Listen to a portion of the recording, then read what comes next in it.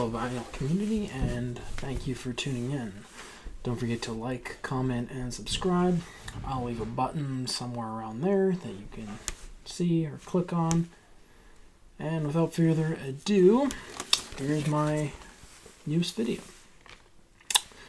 Today we're going to be covering used vinyl and my recent pickups. So this is episode 1 of my recent pickups. Now I highly urge everyone to support and visit their local record stores. They are what's kept this hobby alive all these years and have kept the used vinyl market strong and local vinyl very strong and launched Record Store Day. So if you have a local in your area, I know Amazon is or other places are typically more convenient and sometimes cheaper, but try your best to support your local store because they are the passionate people that this hobby needs. So, in a small town like Winnipeg, where I am, used vinyl is not the highest of quality, and you can't usually find great stuff, but here are some exceptions I found on my last couple trips to the record stores in my area. And I'd like to showcase them and, let me know if you have some of these records, what you think of these records, and if you're interested in picking them up. So, number 1 is If You Can Believe Your Eyes and Ears by the Mamas and the Papas. Now, this is the censored toilet cover, and as you can see, the little hype sticker that's covering the toilet. Can you believe they censored a toilet? How far we've come. Includes Monday, and obviously California Dreamin'. Back cover, all the faces of the band. And although this is in the United States, this was issued on Dunhill Records. You can see the Dunhill catalog number, D5006. I suppose that'd be mono, and then DS would be Dunhill stereo. But this is actually, if you can see the front there, contracted out to RCA Victor of Canada. So this particular pressing has the black shaded dog label. And it's a little beat up, this copy, I'm not gonna lie. It's fairly noisy, but it was $6, and it's a record I've been looking for quite some time. It's not the mono version, it is the stereo, but I am happy to have found this, and for a very good price as well. So, Mamas and the Papas, If You Can Only Believe Your Eyes and Ears. Now, number 2, coming in hot, one of my favorite groups of all time, The Band, Canadian group, Canadian-American, if you want to get super specific. I read books on the band, I've watched interviews, and obviously they had a very tragic falling out. There's history with drug abuse, stuff like that. But when they were at their peak, sort of after Big Pink and the Basement tapes, they recorded some really good stuff, some really killer live albums. Now, many of you may be familiar with The Last Waltz, was their final concert, sort of their last hurrah.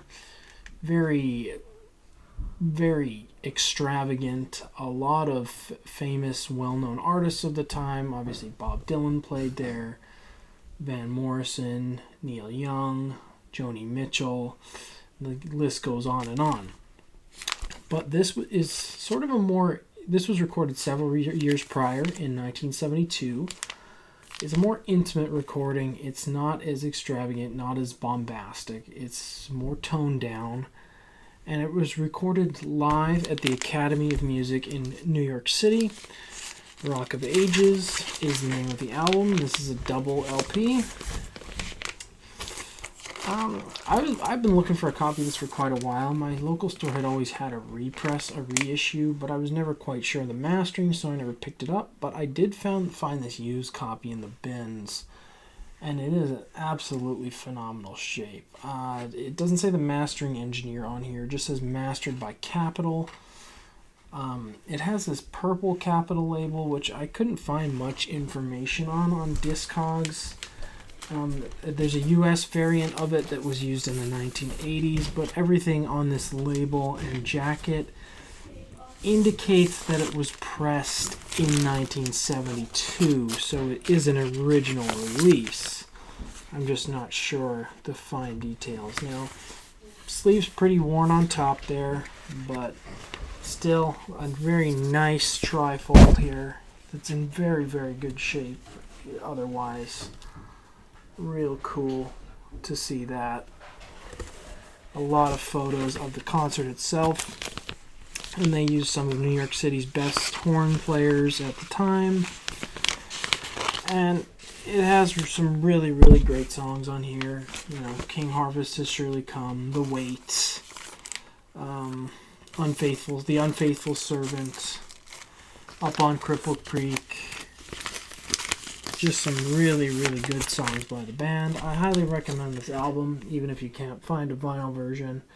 I know Mo-Fi did this several years ago, a reissue of most of the band's catalog, and they did this album. So if you have that, let me know how it sounds, how it maybe compares to the originals. But this is a phenomenal sounding pressing. It's really, really good condition. Very quiet, very clean. And it really feels like you are at the Academy of Music when you're listening to this particular record. Huge fan of the band, and I have several of their albums, and this is a really... I'm a huge fan. I've talked about it. I'm a huge fan of live recordings, and I really, really enjoy this particular recording. Now, next up is Simon and Garfunkel's Parsley, Sage, Rosemary, and Thyme. This is a Columbia 2i stereo pressing on the red Columbia label. Now there is someone's signature on the label. I don't know if someone's owned this at some point, obviously. And you know what? That's really cool. That is one of my favorite things about purchasing these vinyl. Is just this carries a story with it. Someone before me, and this is in great condition, cherished this, listened to this, loved the album, played it.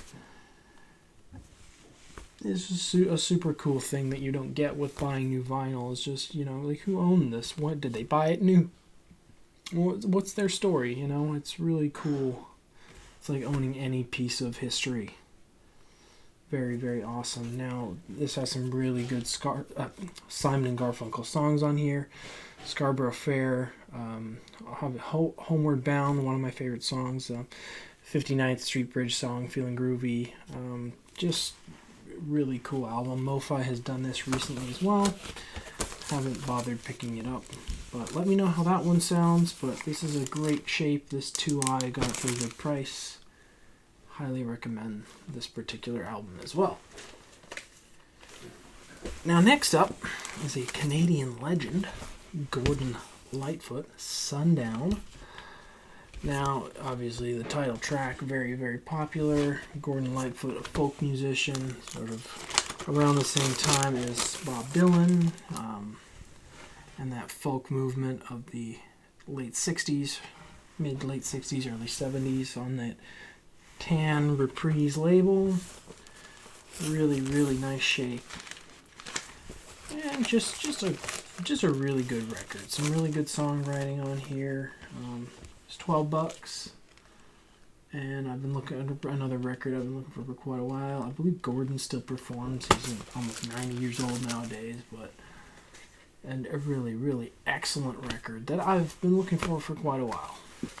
Now, next up, the boss, Bruce Springsteen, Darkness on the Edge of Town. A lot of my good outer sleeves, so I'm going to have to order more of my Vinyl Storage Solution outers. But this is a really good album. Obviously, if you've heard Badlands, one of Bruce's most popular songs. Came with the original lyric sheet and the original printed inner as well, which you don't always see nowadays. Now, I don't remember quite what they call this label, but it's on this this red Columbia label with the gold writing, and very good shape. Might be, don't see a lot of Springsteen where I am. Like early Springsteen used. A lot of it's just Born in the USA, but it's happy to find this because I'm looking at, building my Springsteen catalog, and very, very cool find. I haven't given it a listen yet, but I'm excited to put it in my record cleaning machine, get it sleeved properly, and give it a spin. Yeah, I'm a big Bruce Springsteen fan, and it's just really cool to have this album by him, and I'm excited that it's in my collection. Now, I've gone and saved the best for last. This was an absolute shocker to me, finding this particular record. Now, my history of this band includes passing up on a sealed Classic Records pressing of another title by them. It was $50 at the time, and now it's a very expensive record. At the time, I wasn't into audiophile stuff, so I thought, $50 for a record. I was just getting into the hobby, and in early 2019, and I figured, what, I'm not ever going to spend that on an album, and of course, all this money spent later. I'm kicking myself I didn't get that, but I might have redeemed myself here. And I got a tip on this. This was from my local's email newsletter. They every week, a couple times a week, they send out an email blast just with the new used stock they've got in. And without further ado, The Who's Quadrophenia. Now, for many people may say this is their favorite Who album. Personally, I like Who's Next the best. That was the Classic Records pressing I missed out on. But you may say, what? Well, Quadrophenia. What's so special about Quadrophenia? Well, on the back there, you can see it. This is a first UK track records pressing, which is extremely rare for where I live in such a small town. Now, this is probably the original printed inner. Even there you see on the bottom the British patent number. Plastic bags can be dangerous. To avoid suffocation, talking about children suffocating on a record sleeve. This is an absolutely beautiful shape. VG++, bordering on near mint. Look at that. Barely even a spindle mark on that record. Wow, that is such a nice pickup. I'm excited to listen to this, I tell you that much. Now, in my neck of the woods, like I said, you don't find UK pressing very often in the wild. That's something that I usually only get from like a Discogs or an eBay. Jacket could be in better shape, but, here's the booklet is semi-intact. It's obviously missing. The staples fell out over time, but it does have the entire booklet here, which is super cool. See, whoever owned this record before I did definitely made sure that was intact. And here's the second disc as well. Again, beautiful shape. Really cool. And made in Great Britain on the label. Now, Track Records was the label created for Jimi Hendrix in the UK. And, it's obviously had artists like The Who on there, but I'm just super grateful to have found this. And I got this email, I believe it was this morning, and maybe there's just not a lot of Who fans where I live, but I was excited to see it. Got off work, and I popped into the local, and they still had it in the bin. I was super stoked to find a first UK where I am. So excited to listen to this guy, and excited to let you know my thoughts on it. I just love The Who. Pete Townshend's one of my favorite songwriters ever, favorite guitarists. Keith Moon on the drums, obviously. Such a cool record. Now, I want to thank you for watching, and please like, comment, subscribe. It helps out the channel. helps more people see these videos, and the more engagement, I'll put out more content more frequently, the more content that can get out to you. Now I'm working on another video right away. I'm just super busy right now, but thank you once again for watching, and we will see you next time, BC.